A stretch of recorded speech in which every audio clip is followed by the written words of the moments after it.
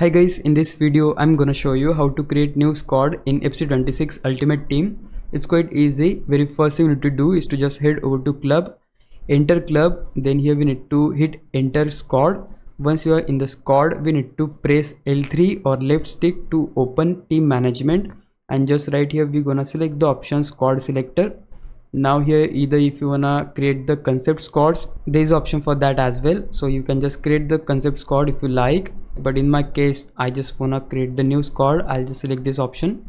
Then here you have two options. Either you can go for use squad builder. In this case you will able to create the squad more quickly, but since I wanna create the squad by my own, I'll just select this option. Then here you need to set up your squad name and just hit done. And yeah, there you go. You can see that we have successfully created the squad, and that's exactly how you can create new squad in FC26 Ultimate Team. If you found this video helpful, please leave a like, subscribe the channel. I'll meet you in the next one. Bye bye.